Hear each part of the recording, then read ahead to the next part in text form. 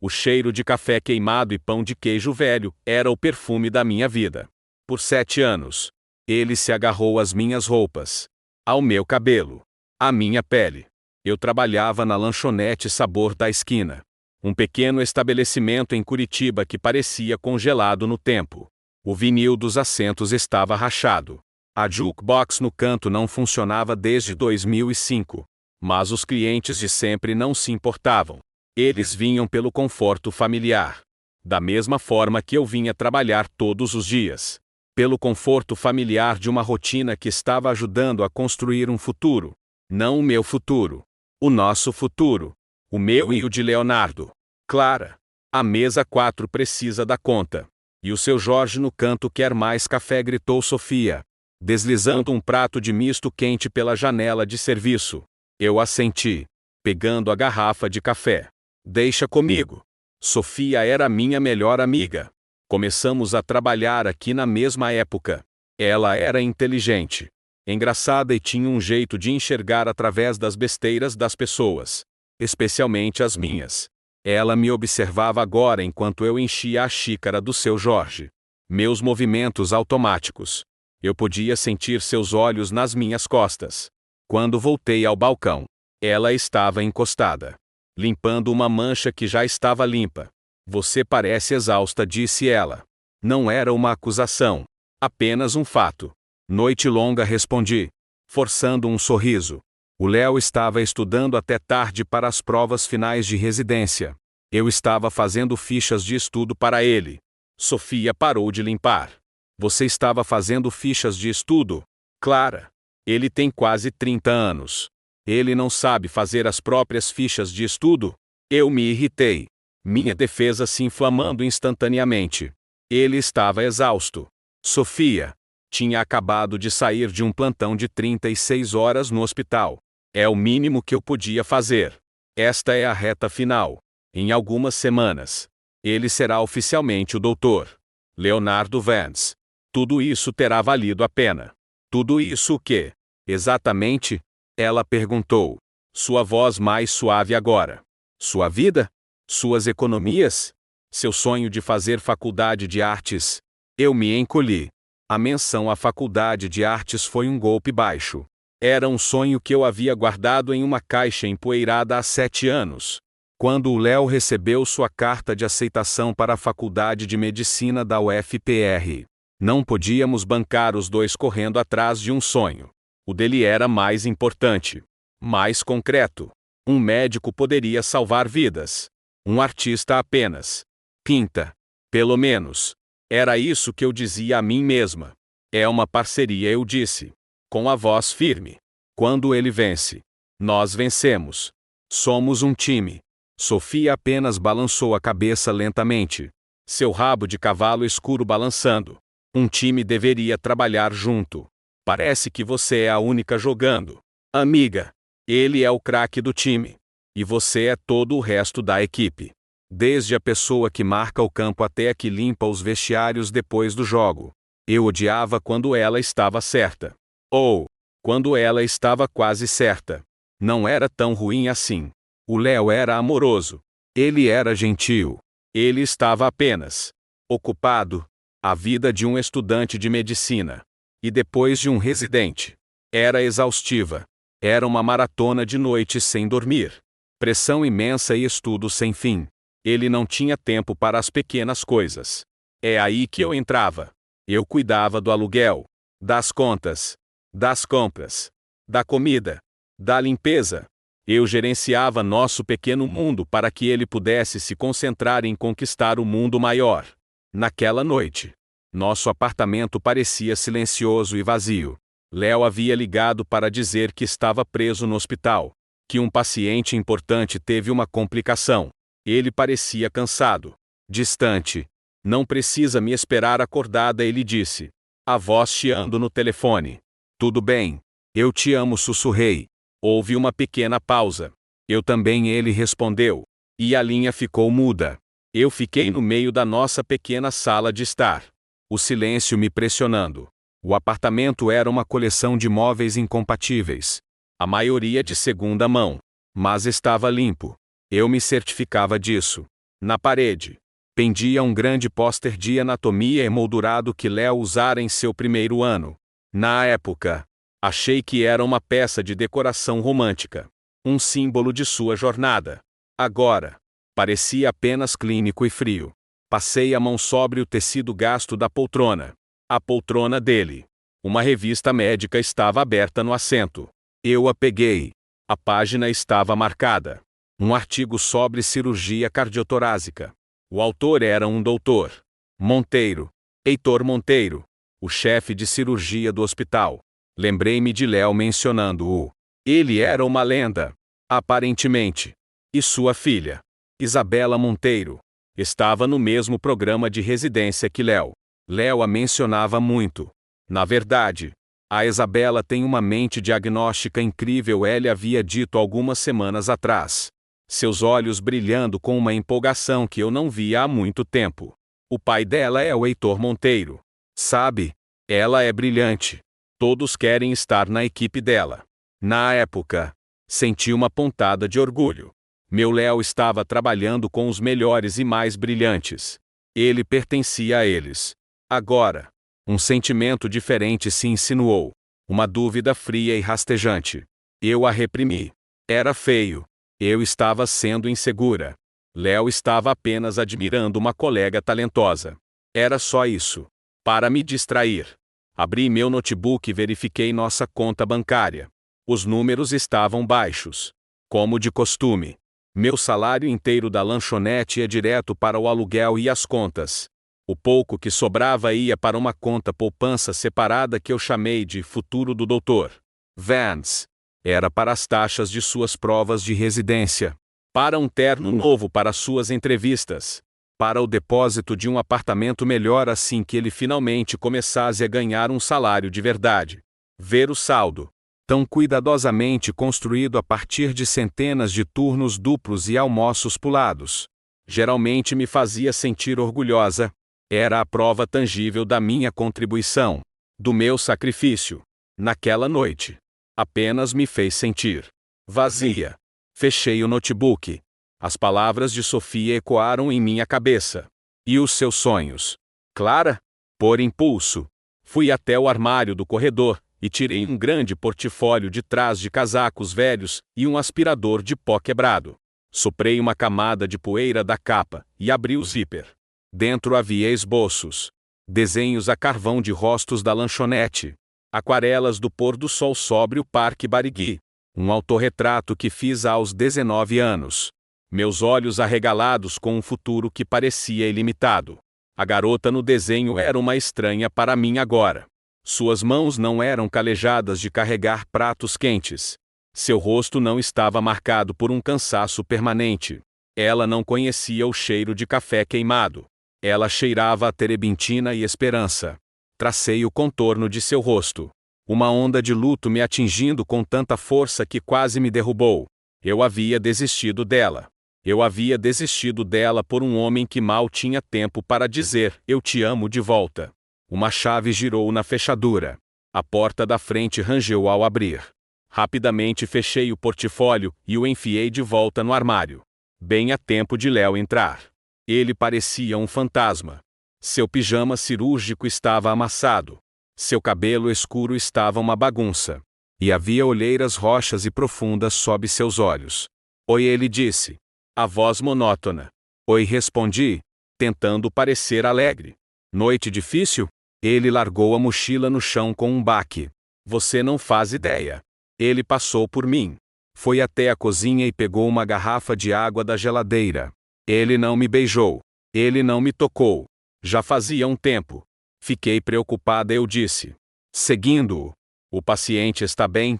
Ele bebeu um longo gole de água antes de responder. Era um paciente do Dr. Monteiro. Ficamos 9 horas em cirurgia. A Isabela foi a primeira assistente.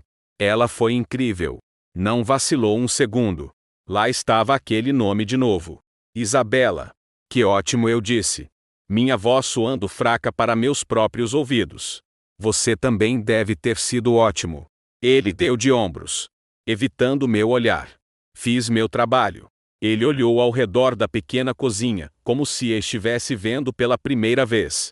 Ele torceu o nariz ligeiramente. Você cozinhou repolho de novo? Senti meu estômago se contrair. Estava em promoção. Eu estava tentando economizar dinheiro para o...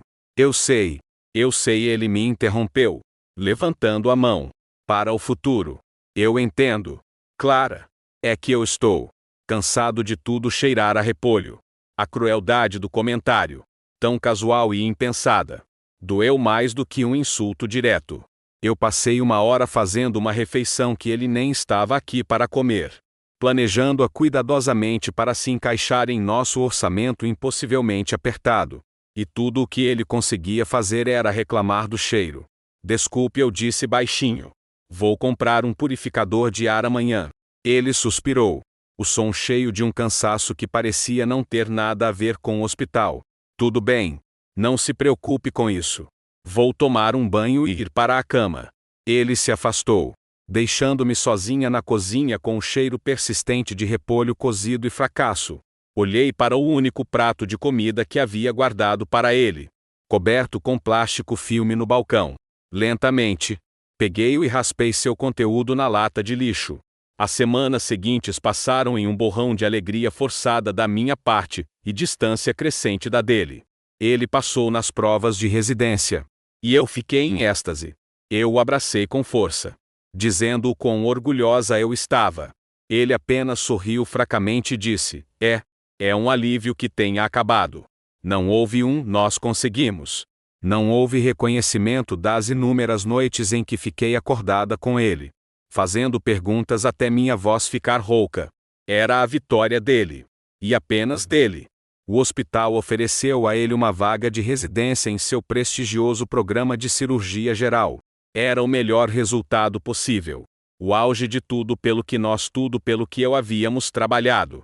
Era isso. A linha de chegada. A partir daqui, as coisas seriam diferentes. O estresse diminuiria. Ele teria mais tempo. Nós finalmente começaríamos a viver a vida que adiamos por 7 longos anos. Para comemorar, decidi fazer uma festa surpresa para ele. Nada grande. Apenas nós. Uma celebração do início da nossa vida real. O dia em que ele estava programado para receber seu jaleco oficial de médico era uma terça-feira. Tirei o dia de folga da lanchonete, dizendo ao meu chefe, Ricardo, que estava doente. A mentira pareceu pequena e insignificante em comparação com a importância monumental do dia. Passei a tarde inteira transformando nosso apartamento apertado. Comprei balões azuis e prateados que diziam parabéns, Doutor Leonardo. Pendurei uma faixa na sala de estar. Cozinhei seu prato favorito. Carne de panela. Daquela cara com vinho tinto de verdade. Não o vinho de cozinha barato que eu costumava usar. O lugar inteiro se encheu de um aroma rico e saboroso. Um ato de guerra deliberado contra o fantasma do repolho cozido. O toque final foi o presente dele. Levei 3 meses economizando do orçamento do supermercado para comprá-lo. Coloquei a caixa pequena e pesada no centro da mesa de centro. Dentro havia um estetoscópio Littmann Cardiology intravenoso de última geração. Era de um preto profundo e brilhante. Profissional. Sério. Importante. Eu havia mandado gravar a campânula de metal. Era minúsculo. Quase impossível de ler. A menos que você estivesse procurando. Doutor Leonardo Vance. Com todo o meu amor. Código. Dei um passo para trás. Olhando para a cena que criei. Estava perfeito. Um começo perfeito para nosso futuro perfeito. Verifiquei o relógio. Ele estaria em casa a qualquer minuto. Meu coração martelava no peito. Um ritmo tonto e nervoso de antecipação. Por 7 anos, eu fui a pessoa nos bastidores. Naquela noite, eu queria ser a pessoa que ele visse primeiro. Aquela que esteve lá o tempo todo, esperando na linha de chegada de braços abertos. Ouvi o som de passos na escada do lado de fora da nossa porta, seguido pelo tilintar familiar de suas chaves. Acendi rapidamente as velas do pequeno bolo que comprei. Alisei meu vestido. Respirei fundo e preparei o maior e mais brilhante sorriso que consegui. A chave deslizou na fechadura. A maçaneta girou. A porta se abriu. E meu mundo desabou. Ele não estava sozinho. Parada um pouco atrás dele, parecendo elegante e equilibrada em um casaco preto elegante, estava uma mulher que reconheci das fotos no boletim informativo do hospital. Seu cabelo loiro era perfeito. Seu sorriso era educado, mas distante. Era Isabela Monteiro. Meu sorriso vacilou. Depois morreu completamente. Os balões pareciam zombar de mim. O cheiro da carne de panela de repente me pareceu nauseante. Léo olhou para mim. Depois para os balões. Depois para o bolo. Seu rosto era uma máscara de choque pálido e frio. Não havia alegria em seus olhos. Nenhum amor. Havia apenas pena. E uma finalidade terrível e dilacerante. Ele entrou. Mas Isabela permaneceu na porta. Uma executora silenciosa e bela. Clara, disse Léo. Sua voz baixa e desprovida de qualquer emoção que eu reconhecesse. Precisamos conversar. O tempo pareceu desacelerar, esticando-se em um silêncio espesso e xaroposo. Nós três ficamos congelados em um quadro de horror doméstico. Eu, perto do bolo com suas velas bruxuleantes. Léo, emoldurado na porta. Um estranho em sua própria casa. E Isabela, um espectro perfeito e polido de um futuro para o qual eu não fui convidada. Seus olhos, de um azul frio e inteligente, percorreram a sala, observando a faixa patética e feita à mão e os balões baratos. Houve um lampejo de algo neles, pena. Talvez. Ou apenas uma avaliação clínica. Léo. Sussurrei. Minha voz um farfalhar seco. Ele finalmente se moveu, virando a cabeça ligeiramente em direção a Isabela. Talvez seja melhor você esperar no carro, disse ele, em tom baixo e controlado. Ela fez um aceno pequeno, quase imperceptível. Não olhou para mim. Era como se eu não estivesse ali. Apenas um móvel em uma sala que ela estava prestes a desocupar. Estarei lá embaixo, murmurou ela. E então se foi, fechando a porta atrás de si, deixando uma rajada de ar frio e perfume caro em seu rastro. O clique da fechadura da porta foi como um tiro na sala silenciosa. Agora estávamos sozinhos. O que ela estava fazendo aqui? Léo? Perguntei, minhas mãos se fechando em punhos ao lado do corpo. Justo hoje, ele não encontrava meu olhar. Encarava o ponto gasto em nosso tapete barato. Aquele que sempre brincávamos ser o mapa de um país que inventaríamos um dia. Isso não está funcionando. Clara. As palavras eram tão simples, tão banais. Eram o tipo de palavras que se usa para descrever um eletrodoméstico com defeito. Não o fim de um relacionamento de 7 anos. Não o fim de uma vida. O que não está funcionando? Perguntei, minha voz tremendo. A festa? Posso tirar as decorações se você não gostou. Eu só pensei que deveríamos comemorar. Nós finalmente conseguimos. Gesticulei pela sala. Um movimento frenético e suplicante. É isso. A linha de chegada. Pare, disse ele. E sua voz estava afiada agora. Ele finalmente olhou para mim. E seus olhos eram pedras frias e duras. O calor que eu conheci por 7 anos havia desaparecido completamente. Apenas. Pare. Isso não é uma celebração. É um lembrete de tudo que estou tentando deixar para trás. Cada palavra era um golpe físico. Deixar para trás? Do que você está falando? Eu sou o que você está tentando deixar para trás? Esta vida? A que eu construí para você? Você não a construiu para mim. Ele retrucou, sua voz se elevando. Você a construiu para nós. Para essa fantasia que você tem na sua cabeça, onde compramos uma casinha com uma cerca branca, e eu chego em casa todas as noites às 5. Essa não é a minha vida. Clara. Nunca será.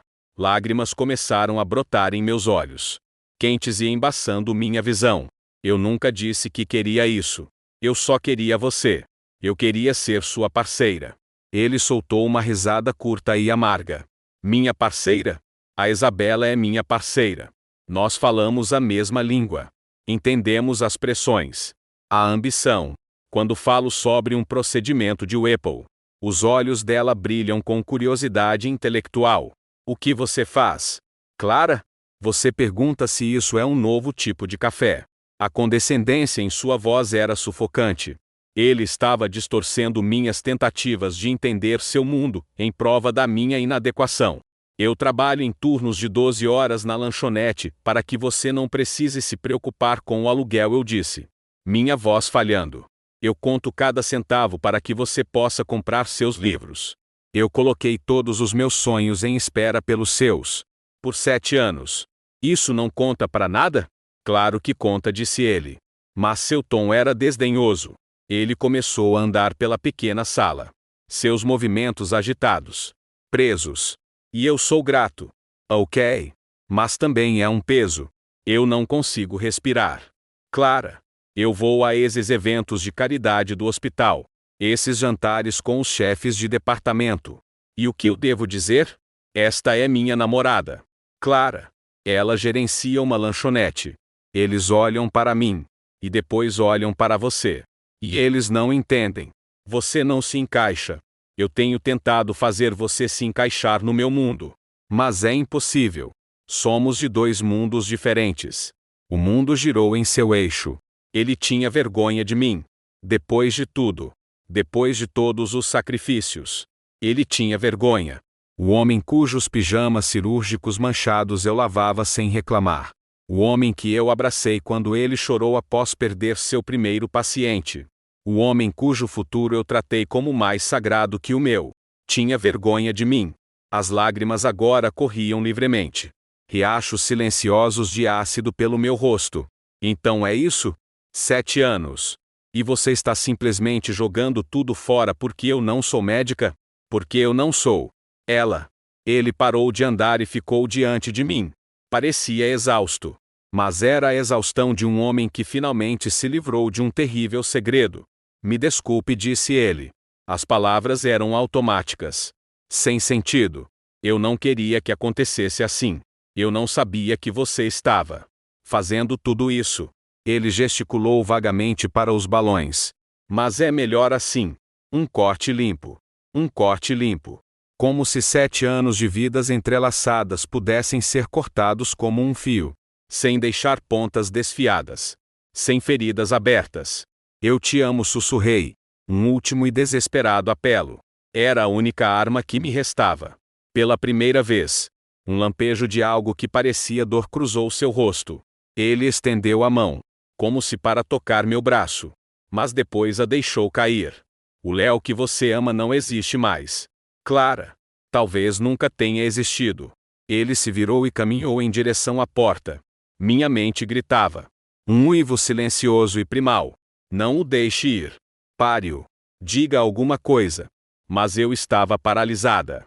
Congelada pela pura e brutal eficiência de sua crueldade. Ele parou na porta e enfiou a mão no bolso. Tirou seu chaveiro. Com um movimento deliberado. Ele deslizou uma única chave para fora do anel. A chave do nosso apartamento. Ele voltou para a mesa de centro e a colocou lá. Ela pousou com um clique metálico suave. Bem ao lado da pequena e lindamente embrulhada caixa contendo seu presente. Meu presente. O estetoscópio. O símbolo do futuro para o qual ele agora corria. Um futuro que incluía Isabela e Genlas de hospital, e uma vida para a qual eu não era boa o suficiente. Pedirei a um amigo para buscar o resto das minhas coisas na próxima semana, disse ele. De costas para mim. Acho que é o melhor a fazer. E então ele abriu a porta e saiu. A porta se fechou com um clique. E o silêncio que se seguiu foi absoluto. Era um vácuo. Sugando todo o ar. Todo o som. Toda a vida da sala. Fiquei ali por 1 minuto. Talvez dezembro. Não sei.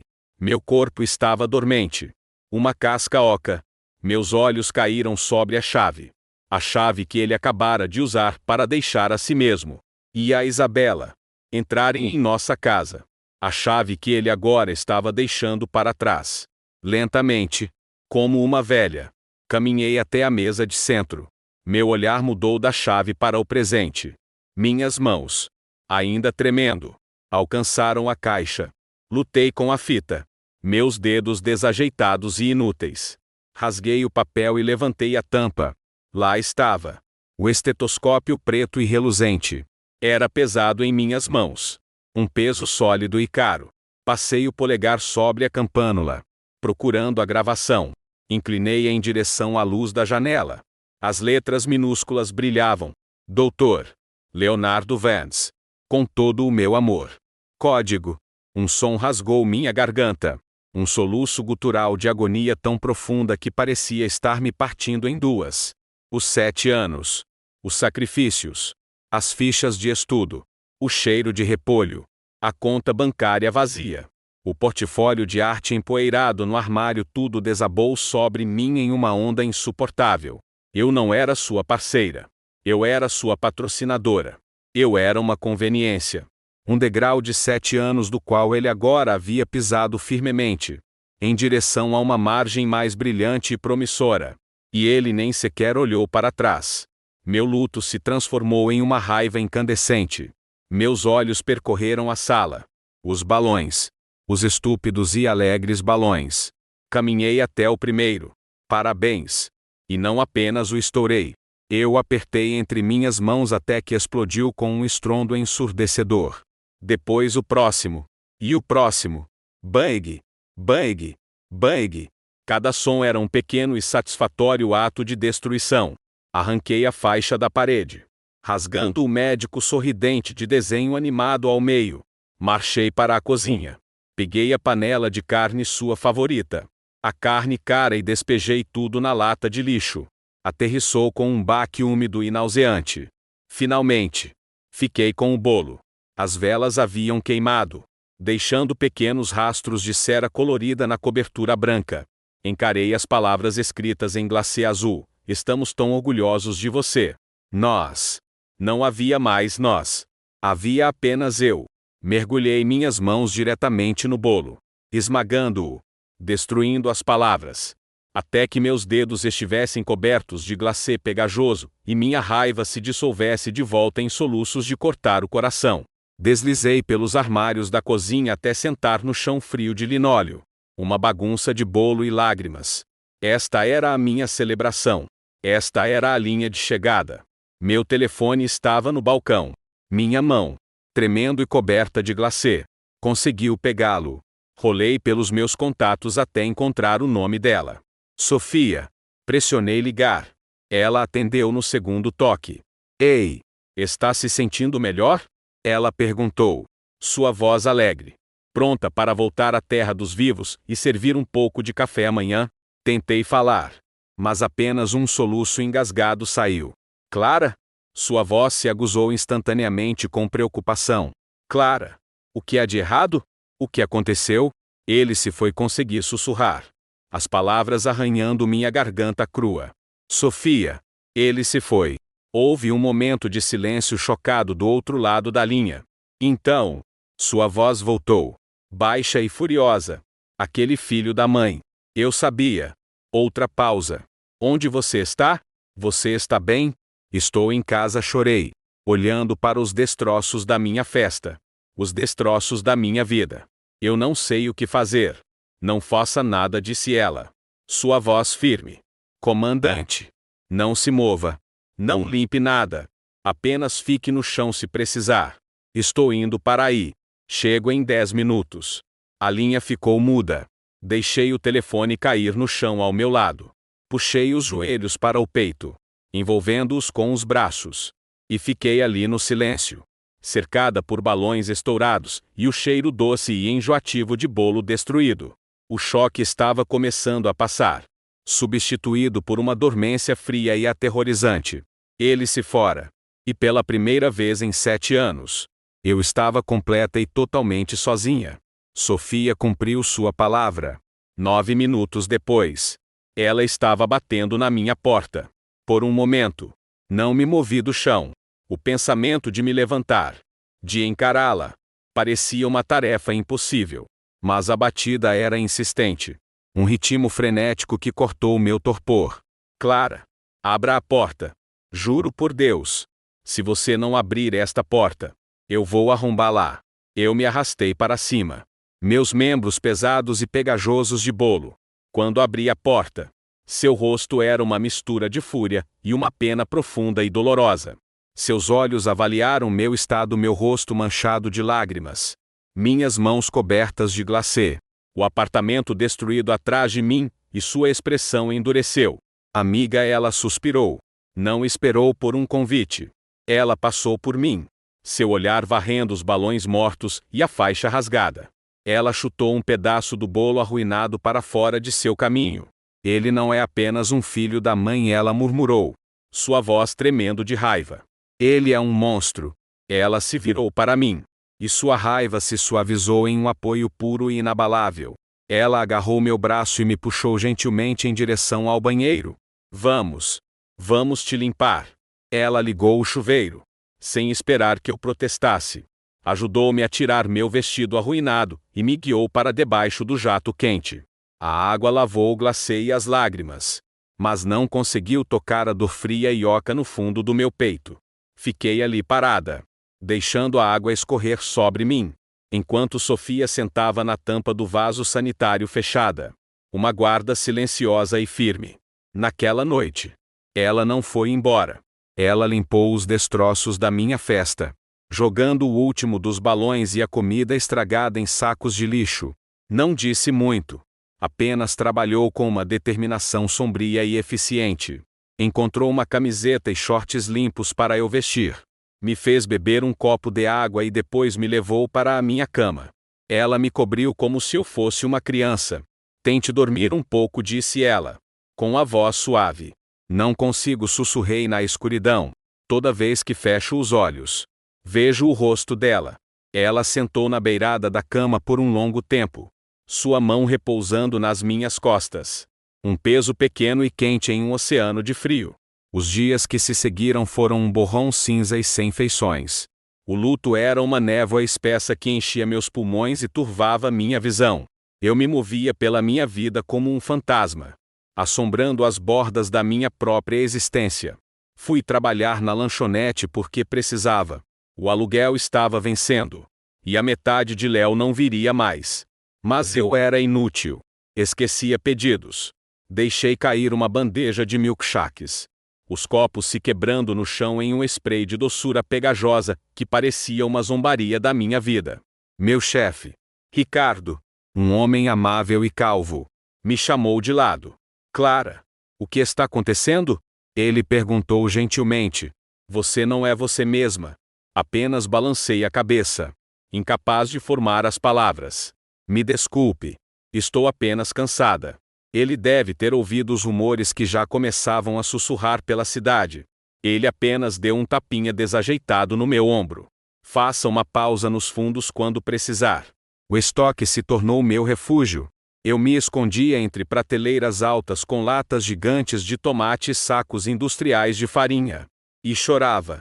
Soluços silenciosos e trêmulos que me deixavam exausta e vazia.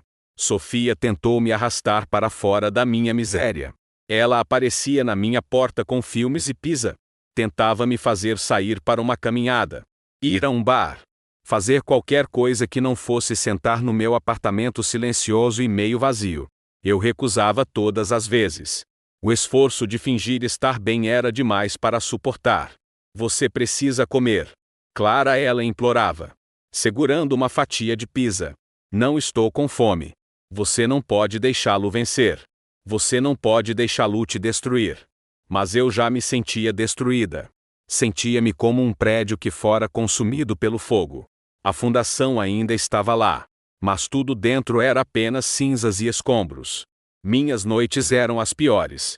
Eu não conseguia dormir na cama que havíamos compartilhado.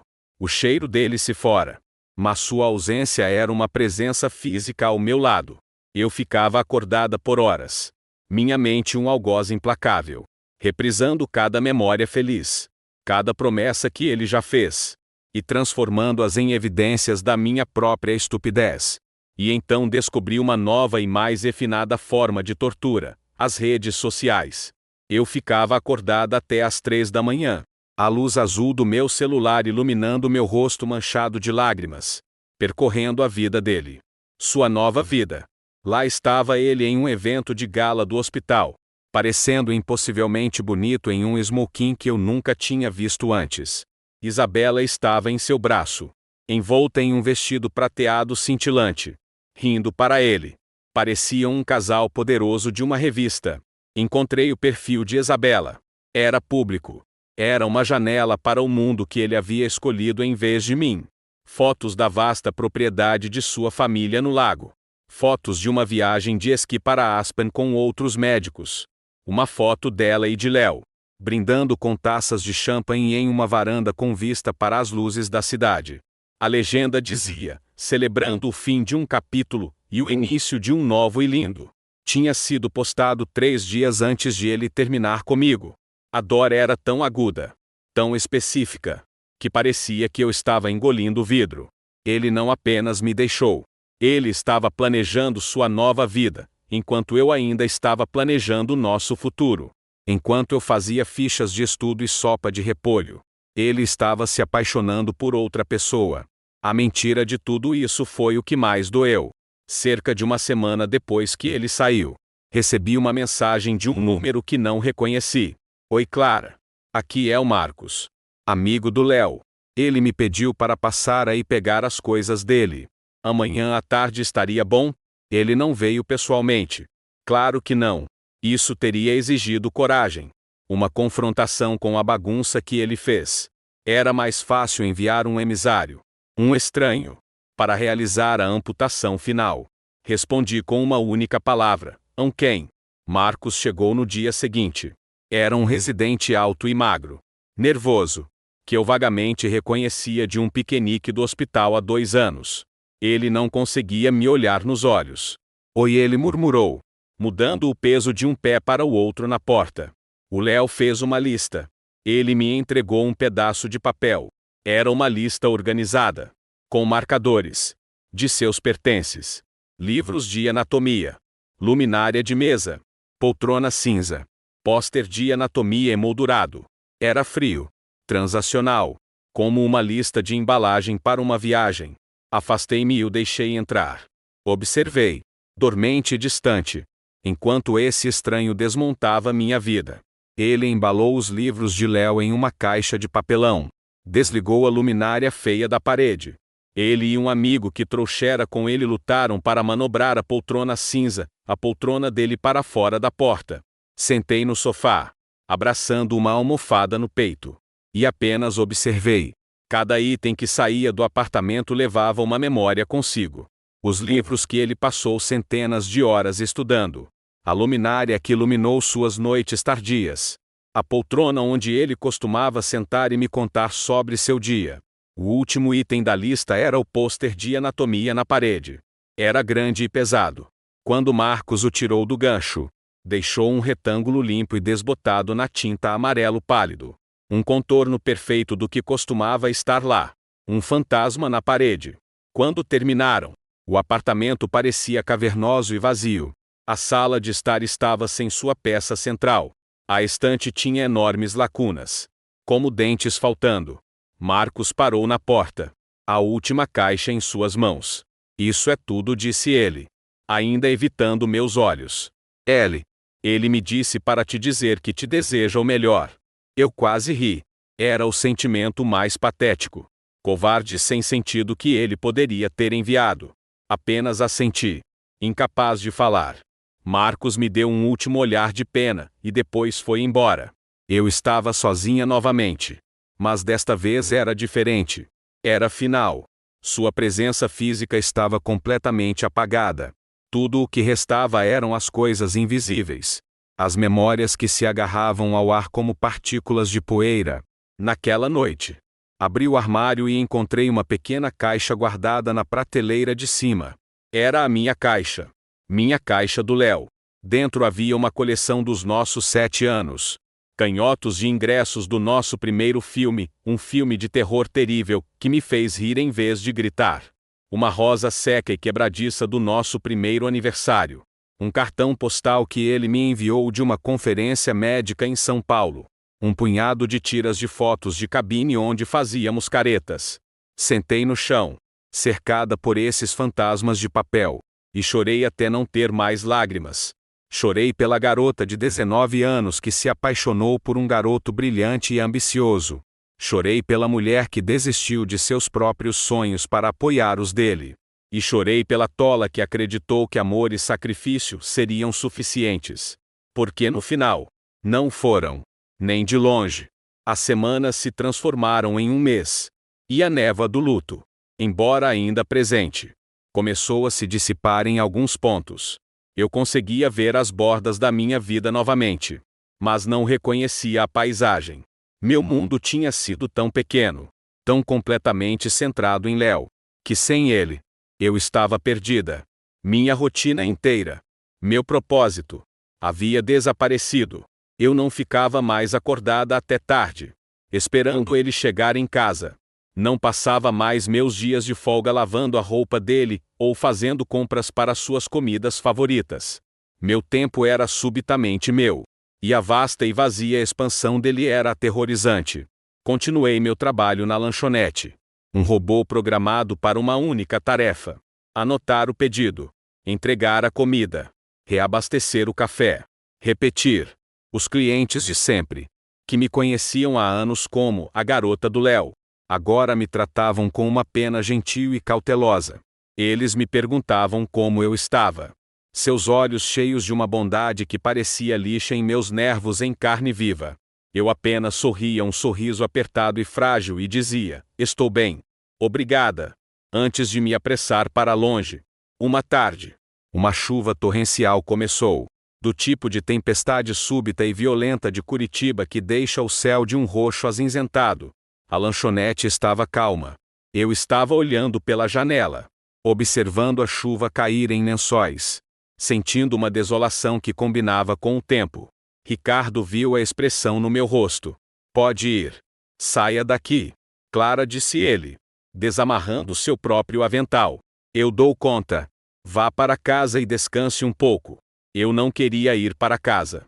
A casa era o epicentro da minha solidão, mas também não queria ficar. Então, murmurei meu agradecimento. Peguei minha jaqueta fina e saí para a tempestade. Eu não tinha guarda-chuva. A chuva grudou meu cabelo na cabeça e encharcou minhas roupas em segundos. Comecei a andar. Sem destino em mente. Eu só precisava me mover. Sentir algo além da doroca no meu peito. A chuva fria na minha pele foi um choque bem-vindo. Uma distração da tempestade dentro de mim. Minha caminhada me levou a uma rua lateral que eu raramente visitava. Uma parte mais tranquila da cidade com prédios antigos de tijolos e pequenas lojas independentes. Eu estava tremendo. Meus dentes batendo.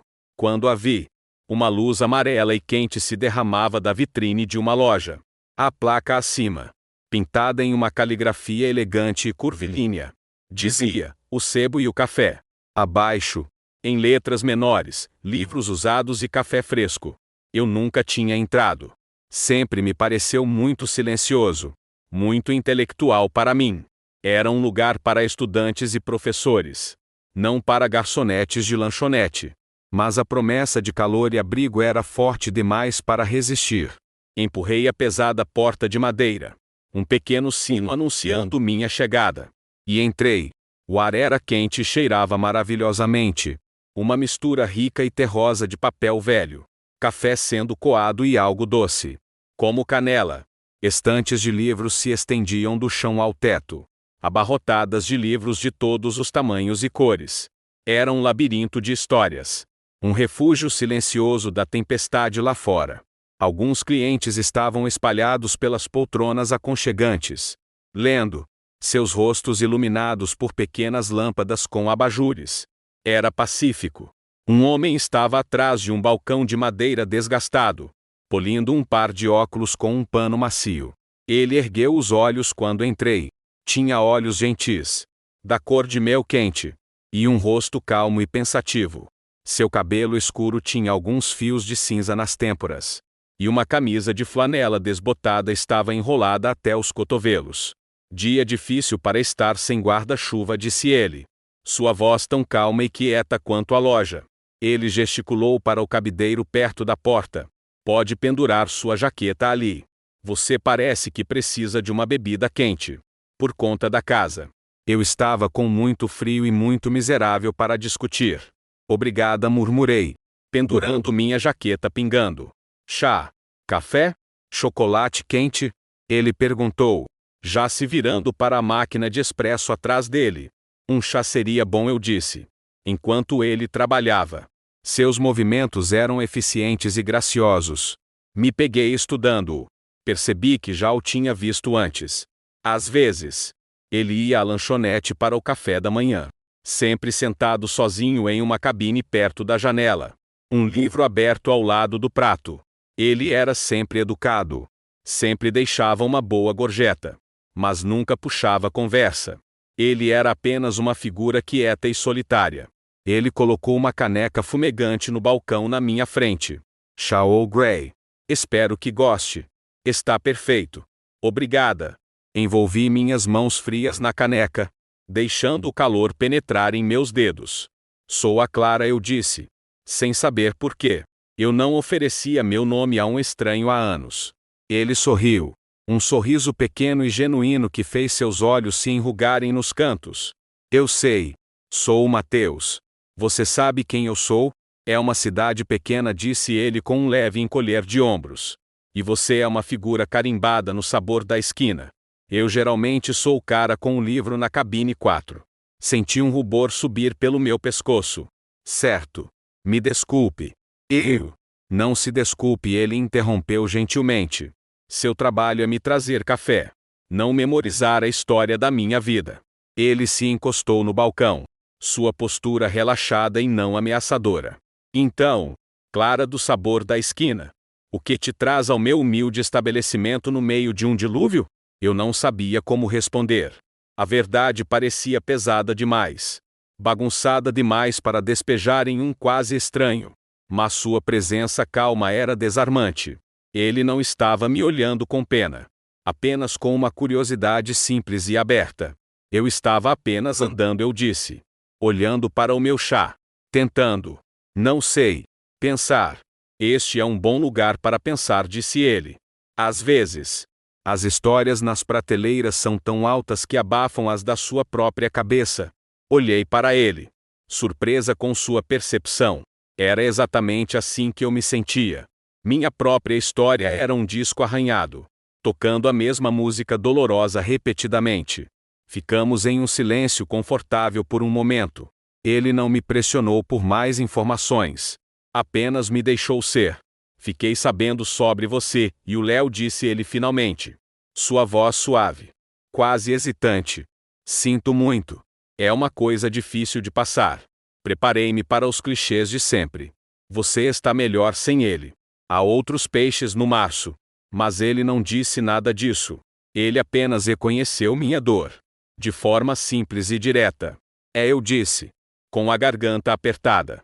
É sim. Então, disse ele. Mudando de assunto com uma habilidade sutil. O que você gosta de fazer? Clara? Quando não está trabalhando ou passando por coisas difíceis? A pergunta me pegou de surpresa. Era a mesma pergunta que Sofia havia me feito. Mas vindo dele. Parecia diferente. Não era uma acusação. Era apenas uma pergunta. Do que você gosta? Eu não sei mais, confessei. A admissão parecendo vergonhosa. Eu costumava gostar de desenhar. De pintar. Há muito tempo. Uma luz brilhou em seus olhos. Sério? Que tipo de coisas? Qualquer coisa. Pessoas.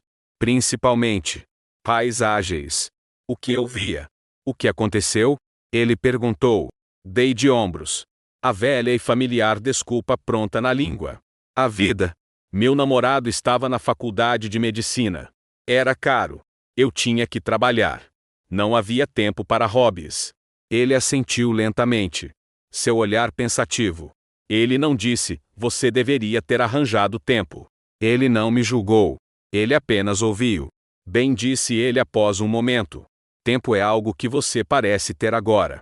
Era verdade. Eu tinha oceanos intermináveis e vazios dele.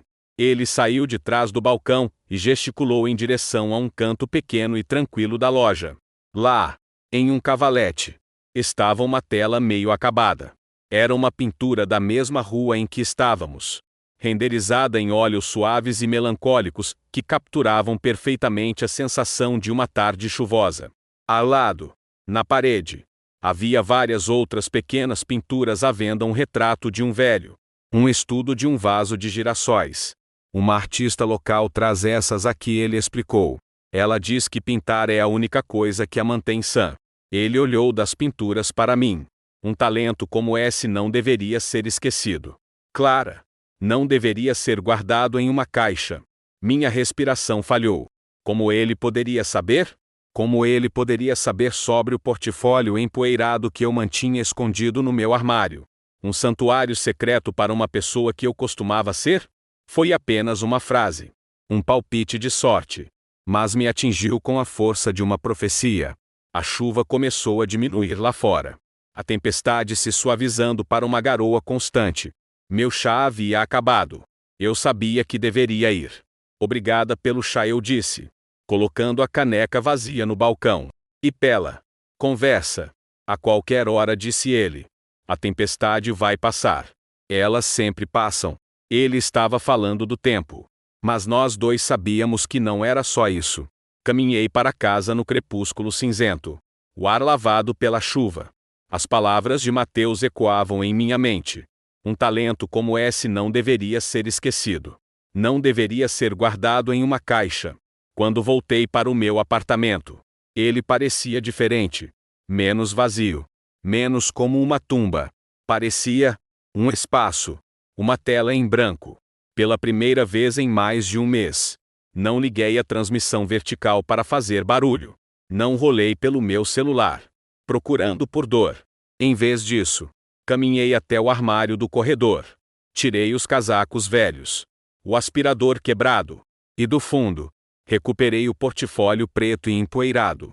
Levei-o para a sala de estar e o coloquei no chão, bem no local onde a poltrona de Léo costumava ficar. Abri o zíper. Tirei os desenhos um por um, espalhando-os no tapete. Os rostos a carvão. Os pôs do Sol em aquarela. A garota com os olhos esperançosos. Fiquei ali por horas, apenas olhando para eles. Não era mais triste. Parecia encontrar uma caixa de fotos antigas de uma amiga querida com quem eu havia perdido o contato.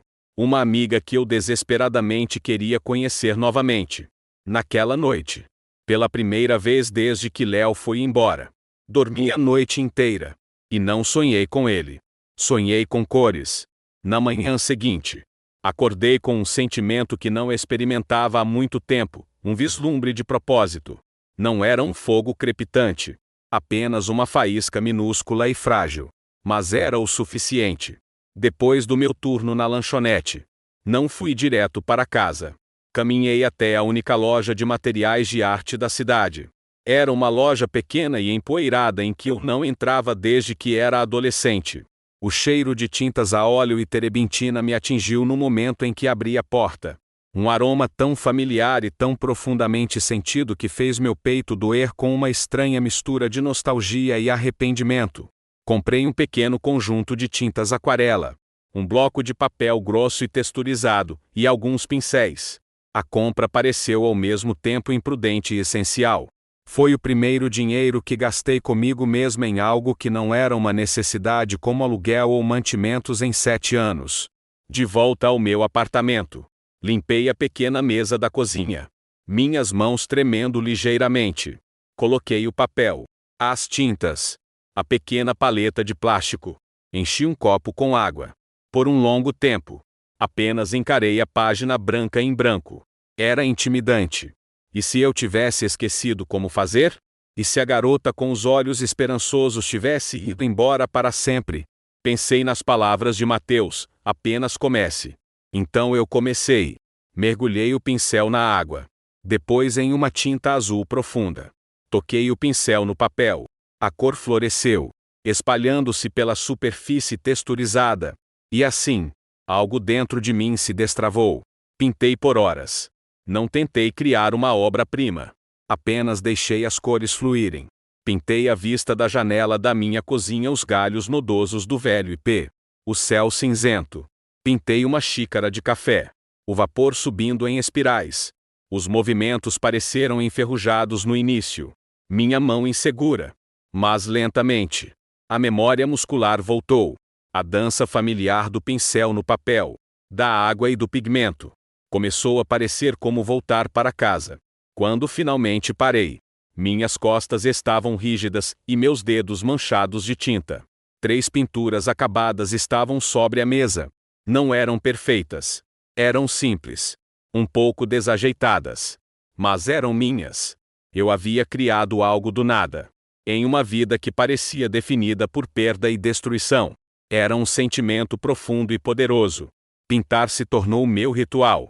Era minha âncora nas longas e vazias noites. Era minha terapia. Quando sentia uma onda de luto por Léo, pintava com azuis escuros e tempestuosos e vermelhos raivosos. Quando sentia um vislumbre de esperança, usava amarelos brilhantes e verdes suaves. Eu estava derramando todas as emoções que não conseguia expressar no papel. Minha arte se tornou o diário da minha cura. Também comecei a visitar o sebo e o café regularmente. Tornou-se meu santuário. Eu comprava um café e sentava em uma das poltronas confortáveis. Às vezes lendo. Às vezes apenas esboçando os outros clientes em um pequeno caderno que agora carregava comigo. Mateus estava sempre lá. Uma presença quieta e constante atrás do balcão. Entramos em um ritmo fácil de conversa. Ele nunca bisbilhotou. Nunca perguntou sobre Léo. Em vez disso, perguntava sobre o meu dia. Perguntava que livro eu estava lendo. Ele me perguntava sobre minha arte. Uma tarde, levei uma das minhas pequenas pinturas em aquarela comigo. Uma paisagem do parque perto do rio. Minhas mãos suavam enquanto me aproximava do balcão. Oi, eu disse. Minha voz mal um sussurro. Clara, ele me cumprimentou com seu sorriso caloroso de sempre. O de sempre. Na verdade, eu disse. Respirando fundo. Eu queria te mostrar uma coisa. Tirei a pintura da minha bolsa e a deslizei sobre o balcão. Senti como se estivesse mostrando a ele um pedaço da minha alma. Ele a pegou com cuidado. Sua expressão séria. Ele a estudou por um longo tempo. Seus olhos traçando as linhas das árvores. O reflexo na água. É linda, disse ele finalmente. Sua voz suave com sinceridade. Você tem um dom de verdade. Clara. O jeito como você captura a luz é realmente especial. Os elogios de Léo sempre estiveram ligados à minha utilidade. Você faz a melhor carne de panela. Você é tão boa em organizar minhas anotações. Era sempre sobre o que eu podia fazer por ele. Mas o elogio de Mateus era diferente. Ele estava me vendo. Ele estava vendo o meu talento. A parte de mim que eu mantive escondida por tanto tempo. Um calor se espalhou pelo meu peito que não tinha nada a ver com café. Obrigada, eu disse. Minha voz embargada pela emoção. Você já pensou em expor seu trabalho? Ele perguntou casualmente. Como se fosse a pergunta mais natural do mundo. Eu ri. Um som curto e nervoso. Expor onde? Sou uma garçonete que rabisca. Não sou uma artista de verdade. Ele olhou para mim. Seu olhar direto. Quem disse? A pessoa que determina se você é uma artista de verdade é você. E, para o que vale, ele acrescentou, tocando a pintura gentilmente. Isso é real. Sua crença em mim era algo estranho e inebriante. Era uma semente de confiança que, no solo fértil da minha recém-descoberta liberdade, começou a brotar. Minha vida começou a tomar uma nova forma. Um novo ritmo. Eu ainda trabalhava na lanchonete. Mas isso não me definia mais. Era apenas um emprego. Uma maneira de pagar as contas enquanto eu perseguia minha paixão. Minhas noites eram para pintar. Meus dias de folga eram para caminhar pela cidade. Com um caderno de esboços na mão. Vendo o mundo com os olhos de uma artista pela primeira vez em anos. Curitiba. A cidade que eu antes via como uma jaula. Começou a revelar sua beleza oculta. Sofia notou a mudança em mim. Você está sorrindo de novo, disse ela um dia durante uma pausa na lanchonete. Um sorriso de verdade. Não aquele esquisito que você estava fazendo por um tempo. Eu ri. Me sinto mais leve. É a arte. Não é? Ela disse. Seus olhos sabendo. E talvez aquele dono de livraria fofo e quieto de quem você vive falando? Senti minhas bochechas corarem. O Mateus é só um amigo. Aaron, disse ela, não parecendo convencida. Bem, seja o que for. Fica bem em você. Já era hora de você ter uma vida que fosse realmente sua. Ela estava certa. Eu estava construindo uma vida do zero. Uma vida baseada nos meus próprios interesses. Nas minhas próprias paixões. Era quieta. Era pequena. Não era o mundo glamouroso e poderoso que Léo habitava. Mas era autêntica. Era minha. Numa noite fresca de outono, Mateus estava promovendo uma pequena leitura de poesia na loja. Ele me convidou para ir. Senti-me nervosa. Deslocada. Mas fui mesmo assim. A loja estava cheia de uma multidão gentil e apreciativa. Encontrei um lugar nos fundos. Contente em apenas ouvir e observar. Quando o último poeta terminou, Mateus subiu ao pequeno microfone para agradecer a todos por terem vindo. Seus olhos percorreram a multidão e, por um momento, encontraram os meus. Ele me deu aquele mesmo sorriso pequeno e genuíno. Naquele momento, cercada por livros, arte e pessoas quietas e pensativas, senti uma sensação de pertencimento que nunca havia sentido no mundo de Léo, com seus residentes competitivos e corredores de hospital estéreis. Depois que a multidão diminuiu, eu estava ajudando a empilhar algumas cadeiras, quando ele se virou para mim. Tive uma ideia, disse ele. Sua expressão pensativa. Aquela parede, perto do balcão de café, está parecendo um pouco vazia. Olhei para a grande e vazia parede de tijolos. Eu estava pensando, ele continuou, que seria um lugar perfeito para pendurar um pouco de arte local, algumas pinturas. Talvez trocar a cada mês ou algo assim. Ele fez uma pausa, seu olhar encontrando o meu novamente. Eu estava pensando que você poderia ser a primeira artista que eu apresento. Eu o encarei, meu coração começando a bater forte. Mateus. Eu não posso. Minhas pinturas não são boas o suficiente. Deixe que eu seja o juiz disso, disse ele gentilmente. Apenas pense sobre isso. Sem pressão. Mas eu acho que as pessoas deveriam ver seu trabalho. Caminhei para casa naquela noite atordoada. Minha própria exposição era um pensamento aterrorizante e emocionante. Era o tipo de sonho que a garota de 19 anos no meu autorretrato teria. Por 7 anos, eu coloquei toda a minha energia em tornar o sonho de Léo realidade. A ideia de que meu próprio sonho pudesse realmente estar ao meu alcance era quase demais para compreender. Fiquei acordada até tarde naquela noite. Não com luto, mas com excitação. Olhei todas as pinturas que fiz nos últimos meses. Havia dezenas delas. Uma crônica visual da minha jornada do coração partido à cura. Elas eram boas. Eu podia ver agora. Eram realmente, verdadeiramente boas. Eu podia fazer isso. Eu queria fazer isso. No dia seguinte, entrei no sebo e o café com uma nova confiança em meus passos. Mateus estava atrás do balcão, um livro aberto à sua frente. Ele ergueu os olhos quando me aproximei. Clara, você andou pensando. Eu sorri. Um sorriso real, completo e genuíno. Andei, eu disse. E minha resposta é sim. Seu sorriso em resposta foi mais brilhante do que qualquer luz na loja. Eu esperava que você dissesse isso. Passamos a hora seguinte planejando, decidindo quais pinturas pendurar, onde colocá-las. A excitação era uma corrente de eletricidade entre nós. Parecia uma verdadeira parceria. Uma colaboração. Pela primeira vez na minha vida adulta, me senti como uma igual. Saí da loja naquela tarde sentindo como se estivesse flutuando. O futuro, que antes fora um buraco negro aterrorizante, agora parecia brilhante com possibilidades. Eu estava finalmente de pé, construindo uma vida da qual podia me orgulhar. Eu não era mais apenas a garota do Léo. Eu era Clara Brooks.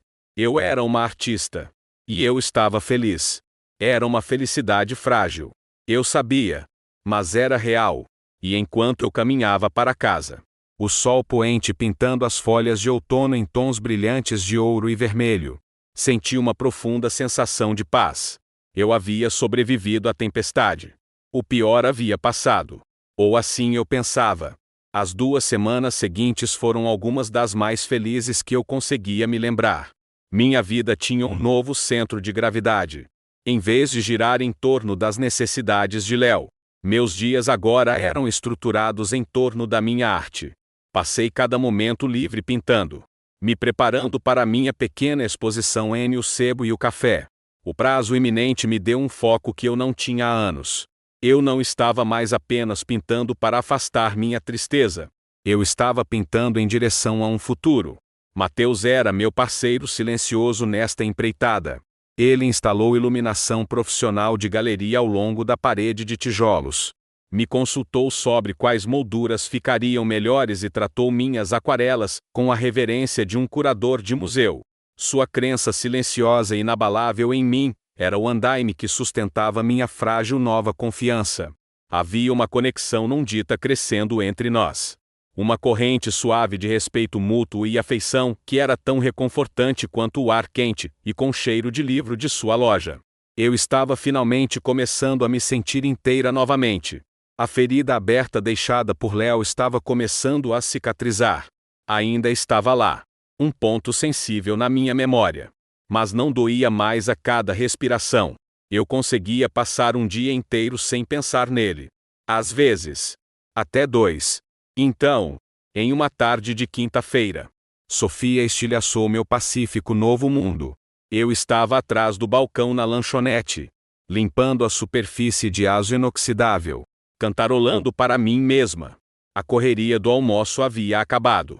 Sofia veio da sala de descanso, seu rosto extraordinariamente sombrio. Ela segurava uma cópia da Gazeta de Curitiba, o jornal semanal local que geralmente estava cheio de notícias sobre jogos de futebol do colégio e vendas de bolos. Ela o abriu no balcão na minha frente, seu dedo apontando para uma foto. "Sinto muito", Clara disse ela, em voz baixa. "Achei que você deveria ver isso antes que outra pessoa te mostrasse." Meu cantarolar parou. Olhei para baixo, e o chão desapareceu debaixo dos meus pés. Era uma foto grande e brilhante na coluna social. Léo e Isabela. Eles estavam abraçados, radiantes. A mão dela em seu peito. Um anel de diamante enorme brilhando em seu dedo.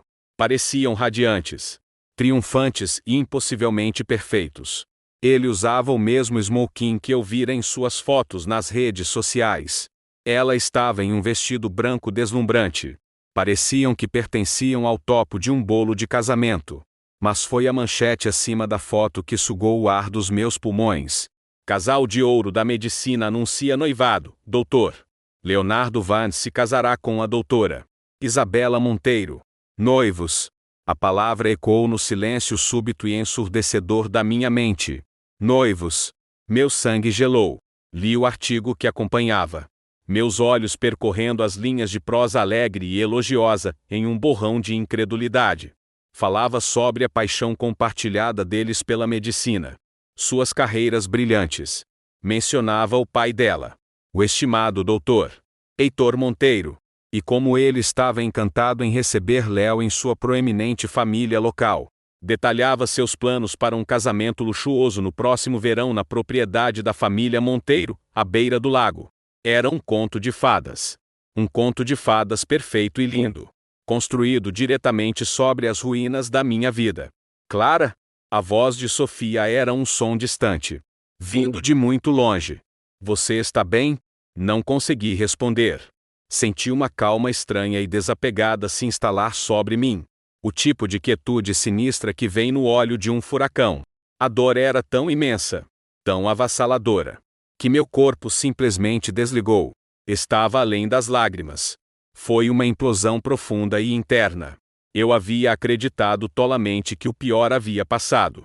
Pensei que a traição inicial fora o corte mais profundo. Eu estava errada. Isso era pior. Isso era a confirmação. Era a prova irrefutável, em registro público, de que meus 7 anos não foram apenas um relacionamento fracassado, mas uma mentira. Um engano calculado. O relacionamento deles não era novo. A linha do tempo no artigo deixava claro. Eles eram um casal querido dentro da comunidade hospitalar há quase um ano. O que significava? No último ano do nosso relacionamento, enquanto eu trabalhava em turnos duplos para pagar suas provas de residência, enquanto eu carinhosamente preparava seus almoços e dizia a mim mesma que sua distância era apenas estresse. Ele estava com ela. Ele estava construindo essa outra vida. Essa vida real. Enquanto me mantinha ao lado como seu sistema de apoio conveniente e de baixo custo. Eu não fui apenas substituída. Eu fui usada. Eu era uma ferramenta que serviu ao seu propósito e agora foi descartada. Os últimos 7 anos da minha vida não foram uma parceria. Foram uma transação. Eu paguei, de todas as maneiras concebíveis, pelo ingresso dele nesse novo mundo. E no momento em que ele chegou, bateu a porta na minha cara. Preciso ir, eu disse. Minha voz monótona e robótica. Desamarrei meu avental e o joguei no balcão. Clara. Espere, Sofia chamou atrás de mim. Sua voz cheia de pânico. Não fique sozinha agora. Mas eu não conseguia ficar ali. Não conseguia estar em lugar nenhum. Saí da lanchonete, deixando o jornal e minha amiga para trás. E comecei a andar. O ar fresco do outono parecia gelo contra minha pele. As cores alegres das folhas de outono pareciam berrantes e ofensivas. Encontrei-me, previsivelmente, do lado de fora do sebo e o café. Pude ver Mateus pela janela, conversando com um cliente. Ele olhou para cima e me viu. E seu sorriso de saudação rapidamente desapareceu quando viu meu rosto. Ele disse algo ao cliente e imediatamente veio até a porta. Clara? O que há de errado? Ele perguntou. Seus olhos gentis cheios de alarme. Abri a boca para lhe contar. Mas as palavras não saíam. Um soluço terrível e sufocante finalmente rompeu minha barreira de dormência. O som era áspero e feio. Eu não conseguia respirar. O mundo estava inclinando. As bordas da minha visão escurecendo. As mãos de Mateus estavam em meus braços, me firmando. Ok. Vamos. Para dentro. Ele me guiou pela loja, passando pelos olhares preocupados dos poucos clientes, e para o pequeno escritório atrás do balcão. Ele me sentou em sua cadeira de escritório gasta e se ajoelhou na minha frente. Respire, disse ele. Sua voz uma âncora calma e tranquilizadora em meu pânico crescente. Apenas respire comigo. Inspire. E expire. Tentei seguir suas instruções. Meu peito arfando com soluços convulsivos. Ele esperou pacientemente. Sem me apressar. Sem me sufocar. Apenas ficando ali. Uma presença sólida no meu caos. Quando meu choro finalmente diminuiu para suspiros exaustos e soluçantes, consegui forçar as palavras para fora. Ele está noivo. Mateus não precisou perguntar quem. Seu rosto se contraiu. Um lampejo de raiva em seus olhos gentis. Entendo, disse ele. Sua voz baixa, mas tingida de aço. Foi tudo uma mentira, sussurrei. A vergonha e a humilhação me inundando em uma onda fresca e nauseante. O tempo todo. Ele estava com ela. E eu era apenas a tola que pagava as contas dele. Não, disse Mateus firmemente. Seu olhar inabalável. Você não foi uma tola. Clara. Você foi confiante. Você foi leal. Você amou alguém. Não há vergonha nisso. A vergonha pertence inteiramente a ele. Suas palavras foram um bálsamo para o meu orgulho ferido. Mas a dor ainda era uma coisa física. Um caco de gelo no meu coração. Todo o progresso que eu havia feito. Toda a cura. Toda a frágil confiança que eu havia construído. Tudo parecia uma piada. Como eu pude ser tão cega? Como pude me deixar ser tão completamente desvalorizada? À exposição eu disse. Minha voz oca. Não posso fazer isso. O quê? Por que não? Porque é uma fraude. Gritei, gesticulando descontroladamente. Todas aquelas pinturas sobre cura e me encontrar. É uma mentira. Eu não estou curada. Estou de volta à estaca zero. Sou um clichê patético. A garota largada que arrumou um hobby. Ninguém quer ver isso. Eu quero ver, disse ele. Sua voz inabalável. A Sofia quer ver. O Ricardo da lanchonete quer ver. Aquela senhora simpática que compra os romances de mistério quer ver. Sabe por quê? Porque o que você fez não é uma mentira. Clara. É a coisa mais verdadeira do mundo. Você pegou a pior dor da sua vida e a transformou em algo bonito. Isso não é patético. É a definição de força. Eu o encarei, as lágrimas embaçando minha visão novamente. Ele via força onde eu só via fraqueza. Ele via beleza onde eu só via destroços. Não me sinto forte, sussurrei. Você não precisa, disse ele. Você só precisa continuar. Não o deixe tirar isso de você também. Ele já tirou o suficiente. Essa arte. Essa exposição. Isso é seu. Não deixe a sombra dele cair sobre isso. Eu queria acreditar nele. Queria ser a pessoa forte que ele via. Mas o anúncio público do noivado parecia um veredito final e esmagador sobre minha vida. Ele havia vencido. Ele conseguiu tudo o que sempre quis: a carreira, o dinheiro, a noiva perfeita e aprovada pela sociedade. E o que eu tinha? Um emprego de meio período em uma lanchonete e algumas dezenas de aquarelas. Parecia uma piada cósmica insuportavelmente injusta. Saí da livraria naquele dia me sentindo mais perdida e quebrada do que na noite em que ele me deixou. A pequena centelha de propósito que eu havia encontrado se extinguiu, afogada por um maremoto de inadequação e vergonha. Fui para casa, para meu apartamento vazio, e não pintei. Guardei meus materiais de arte, colocando-os no fundo do mesmo armário onde haviam definhado por 7 anos. Mateus estava errado. A tempestade não havia passado. Ela estava apenas se reagrupando, esperando para me atingir com toda a sua força devastadora. E desta vez, eu tinha medo de não sobreviver. Os dias seguintes ao anúncio do noivado foram um retiro na escuridão. Liguei para o Ricardo e disse que estava com gripe, que não poderia ir trabalhar. Era uma mentira. Mas a verdade parecia complexa e patética demais para explicar.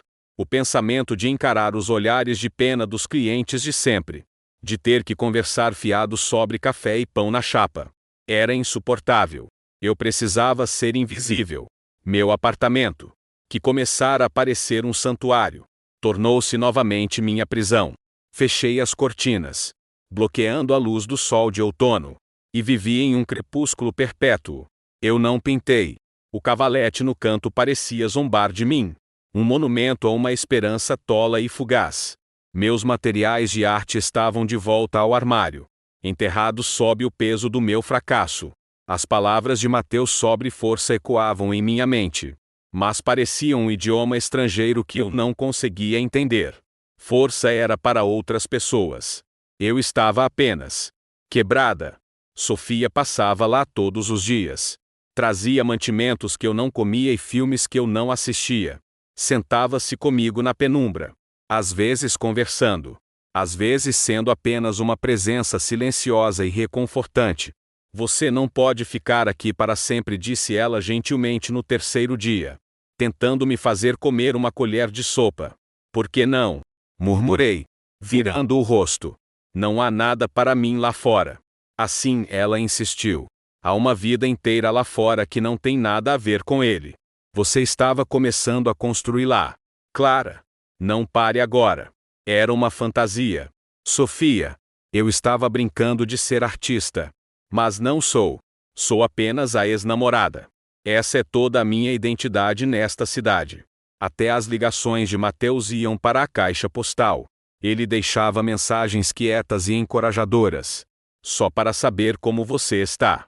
Clara, a parede ainda está aqui, esperando por você.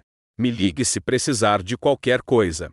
Cada mensagem era um lembrete pequeno e doloroso da esperança que eu havia perdido. Não conseguia encarar sua bondade. Tinha vergonha demais da minha própria fraqueza. O dia da abertura programada da exposição veio e se foi. Passei-o na cama, com as cobertas sobre a cabeça, tentando dormir para passar as horas. O silêncio do mundo exterior era ensurdecedor. Eu havia falhado. Havia decepcionado a todos. Acima de tudo, havia decepcionado a mim mesma. Uma semana se passou. Depois outra. Meu dinheiro estava acabando. Eu sabia que não poderia me esconder para sempre. Com uma sensação de pavor, finalmente me arrastei para fora do meu apartamento e de volta para a lanchonete. O sino acima da porta tocou quando entrei, anunciando meu retorno ao mundo. Alguns dos clientes de sempre olharam para cima. Não me encararam. Apenas me deram pequenos sorrisos tristes e voltaram para seus jornais. Ricardo me encontrou no balcão. Bom te ver. Garota, disse ele. Sua voz rouca, mas gentil. Sentimos sua falta. Ele não perguntou se eu estava melhor. Ele sabia. A rotina familiar do trabalho era ao mesmo tempo um conforto e um tormento. Mantinha minhas mãos ocupadas, mas deixava minha mente livre para remoer e obcecar. Passei pelo meu turno em transe. Meu sorriso estampado no rosto. Meu eu verdadeiro escondido em algum lugar profundo. Era uma terça-feira. Final da tarde. Quando ele entrou, o sino tocou, e eu levantei os olhos da garrafa de café que estava reabastecendo. Minha saudação padrão de garçonete pronta nos lábios. Bem-vindo ao sabor da esquina. Em que posso? As palavras morreram na minha garganta. Era Leo. Ele estava parado logo na entrada, parecendo completamente deslocado em seu terno caro de carvão e sapatos de couro polido. Parecia mais magro do que eu me lembrava. E havia novas linhas de estresse ao redor de seus olhos. Mas ele ainda era devastadoramente bonito. Meu coração deu um salto doloroso e violento. Um pulo traiçoeiro de reconhecimento. Por um segundo aterrorizante. Meu único impulso foi correr para ele. Então vi a expressão em seu rosto. Ele não estava ali para me ver. Ele estava ali em uma missão. Seus olhos percorreram a lanchonete. Um lampejo de desgosto cruzando suas feições, enquanto observava o vinil rachado e o linóleo gasto. Parecia um rei visitando a favela. Ele me viu, e sua expressão mudou para uma de polidez forçada. Caminhou em direção ao balcão. Seus passos medidos e confiantes. Ele não era mais o estudante falido e exausto que eu conhecera. Ele era o Dr. Vance. Um homem de importância. Clara, disse ele. Sua voz baixa suave. Podemos conversar? Em algum lugar privado? Meus pés estavam enraizados no chão. Minha voz, quando finalmente a encontrei, era um sussurro fraco. O que você está fazendo aqui, Leo? Eu só preciso de 5 minutos do seu tempo, disse ele. Seus olhos evitando os meus. Focando em um ponto na parede logo acima do meu ombro. É importante. Sofia saiu da cozinha. Uma bandeja de pratos nas mãos. Ela viu Leo e congelou. Seus olhos se estreitando em fendas perigosas. Ela colocou a bandeja com um barulho alto. Você tem muita coragem de aparecer aqui, ela sibilou. Sua voz pingando veneno.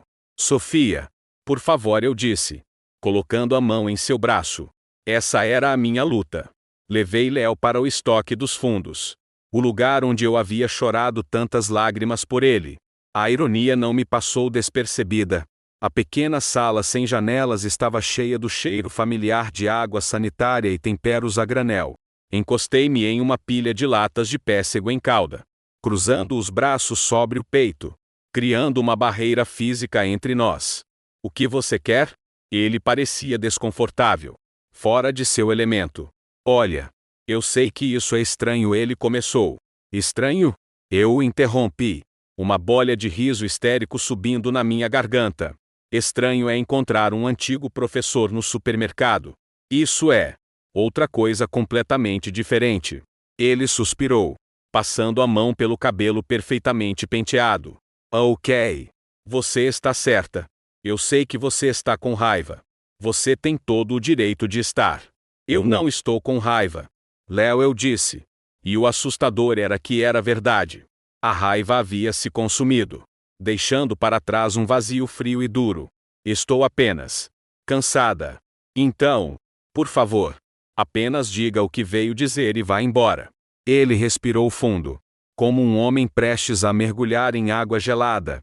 É sobre o noivado. Sobre a Isabela. A família dela é muito tradicional. Eles valorizam a privacidade. A reputação é tudo para eles. Eu o encarei, sem compreender. O que isso tem a ver comigo? Ele finalmente olhou para mim. E seus olhos eram suplicantes. Mas não era um apelo por perdão.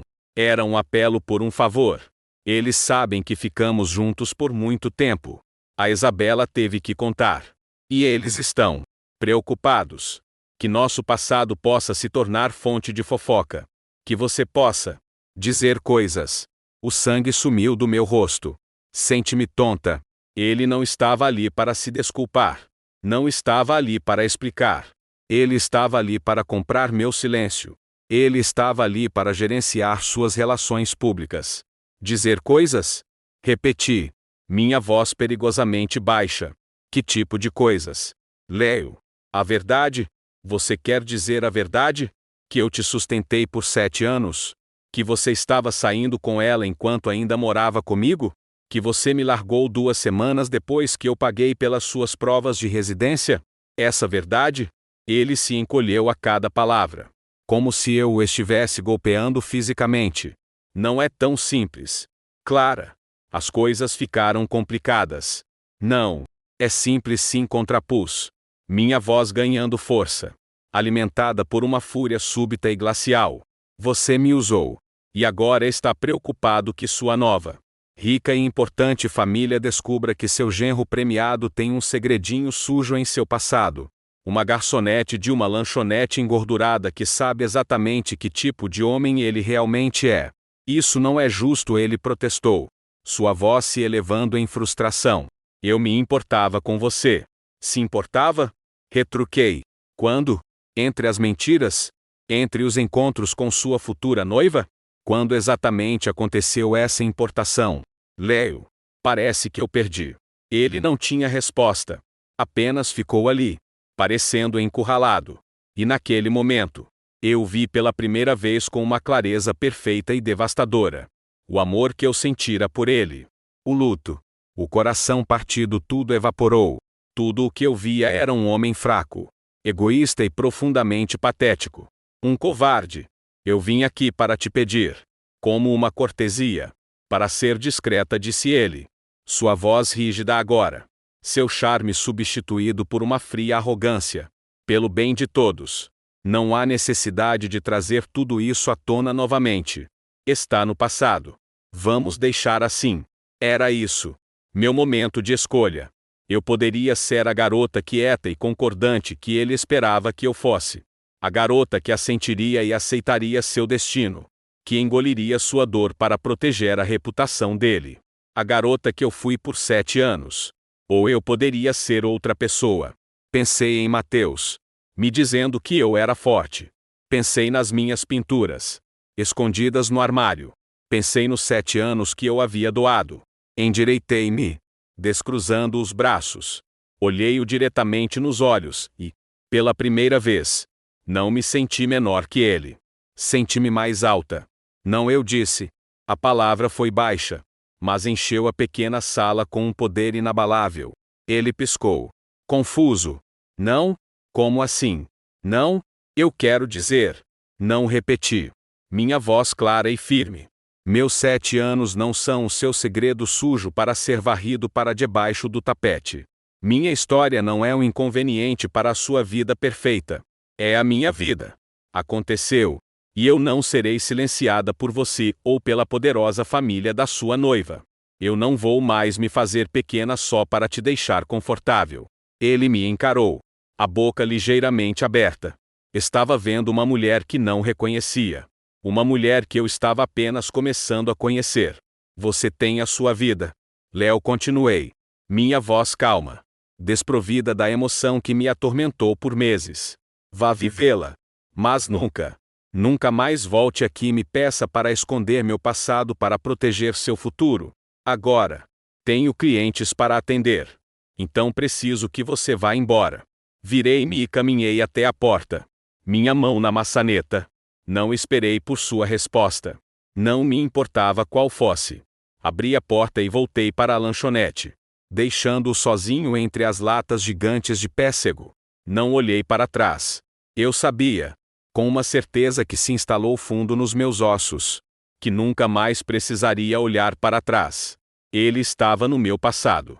E, pela primeira vez, eu estava pronta para caminhar para o meu futuro. Sair daquele estoque foi como sair de uma tumba. Deixei o fantasma do meu antigo eu lá dentro com ele.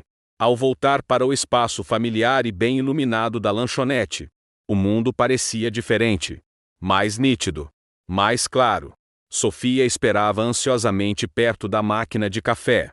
seus olhos arregalados de perguntas. Dei-lhe um aceno pequeno e firme.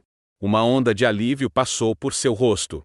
Ela sabia, sem que eu dissesse uma palavra, que uma batalha havia sido vencida. Peguei uma garrafa de café e caminhei em direção a uma mesa de clientes de sempre. Meus movimentos firmes e seguros.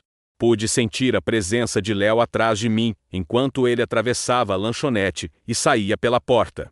O sininho tocou sua saída. Um som de finalidade. De libertação. Não me virei para vê-lo ir. Ele não era mais um personagem na minha história. Era apenas uma nota de rodapé. Naquela noite, depois do meu turno, não fui para casa. Caminhei diretamente para o sebo e o café. As luzes estavam acesas, lançando um brilho quente e convidativo na rua que escurecia. Empurrei a porta para abrir. Mateus estava atrás do balcão, arrumando uma pilha de livros. Ele ergueu os olhos, e um sorriso lento se espalhou por seu rosto quando me viu. Não era um sorriso de pena ou preocupação. Era apenas um sorriso. Uma boas-vindas. Clara, disse ele, sua voz contendo uma nota de surpresa gentil. Oi, eu disse, sentindo um nervosismo estranho e maravilhoso. Autor. A oferta ainda está de pé? Para a parede? Seu sorriso se alargou. Ele pousou os livros e se encostou no balcão. A parede tem sido muito paciente, disse ele. Estava começando a pensar que você tinha se esquecido dela. Me desculpe, eu disse. O pedido de desculpas genuíno. Eu me perdi por um tempo. Todos nós nos perdemos às vezes, ele respondeu. Seu olhar gentil e compreensivo. O importante é encontrar o caminho de volta. Você está de volta. Clara? Respirei fundo. O ar cheirando a café. Papel velho e possibilidade. Sim, eu disse. E a palavra pareceu a coisa mais verdadeira que eu já havia dito. Estou de volta. Os dias seguintes foram um turbilhão de propósito renovado. Recuperei meus materiais de arte do armário. Mas desta vez, não apenas os tirei. Eu os organizei. Comprei um taborete de artista adequado para minhas tintas e pincéis. Montei meu cavalete permanentemente perto da janela com a melhor luz. Minha arte não era mais um hobby temporário. Uma reação ao meu luto. Era uma parte permanente da minha casa. Era uma parte permanente de mim. Minha confrontação com Léo havia destravado algo dentro de mim. Os últimos esquícios de dor e humilhação foram substituídos por um senso de autoestima limpo e revigorante. Isso jorrou de mim para a tela. Pintei com uma ousadia que não possuía antes. Minhas cores eram mais brilhantes. Minhas pinceladas mais confiantes. Eu não estava mais apenas pintando minha cura. Estava pintando minha força. Uma semana depois, montamos a exposição. Mateus e eu trabalhamos até tarde da noite, colocando cuidadosamente cada pintura na grande parede de tijolos. Quando terminamos, demos um passo para trás e olhamos nosso trabalho. A parede estava transformada. Estava viva com cor e emoção. Minha jornada dos últimos meses estava exposta para todos verem, os abstratos escuros e caóticos do meu desgosto inicial. As paisagens hesitantes e esperançosas dos meus primeiros passos em direção à recuperação, e os novos e vibrantes retratos que eu havia pintado na última semana, cheios de luz e vida. Mateus havia impresso uma pequena e elegante placa para pendurar ao lado da coleção. Dizia: o 7º ano Aquarelas por Clara Brooks. Ver meu nome impresso, formalmente conectado à minha arte, fez minha respiração prender na garganta. Eu era Clara Brooks. Eu era uma artista. Decidimos fazer uma pequena e informal recepção de abertura no sábado seguinte. Eu estava apavorada que ninguém viesse. Mas Mateus colocou uma placa na janela. Sofia contou a todos na lanchonete. E Ricardo até postou sobre isso na página de mídia social da lanchonete. A noite de sábado chegou. A livraria estava cheia do zumbido baixo de conversas e do tilintar suave de copos. E estava cheia de gente. Sofia estava lá, radiante com um orgulho tão feroz que parecia que ia explodir dela.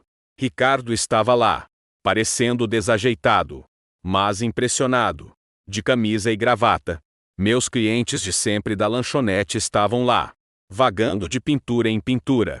seus rostos cheios de surpresa e admiração. Os clientes quietos e estudiosos da loja de Mateus estavam lá. Estavam todos lá por mim. Fiquei em um canto, sobrecarregada e profundamente comovida. Pessoas vieram até mim, estranhos, para me dizer o quanto amaram meu trabalho. Uma senhora mais velha com olhos gentis me disse que uma de minhas paisagens tempestuosas capturou perfeitamente como ela se sentiu após o falecimento de seu marido. Um jovem estudante universitário me disse que meu uso da cor era inspirador. Eles não estavam apenas vendo pinturas. Estavam vendo os sentimentos por trás delas. Estavam se conectando com a minha história. Do outro lado da sala, vi Mateus me observando. Ele não estava falando com ninguém. Estava apenas me observando. Um olhar de profundo e silencioso orgulho em seu rosto. Ele ergueu seu copo para mim em um brinde silencioso. Eu sorri de volta. Um sorriso real e radiante que alcançou meus olhos. Naquele momento, me senti vista.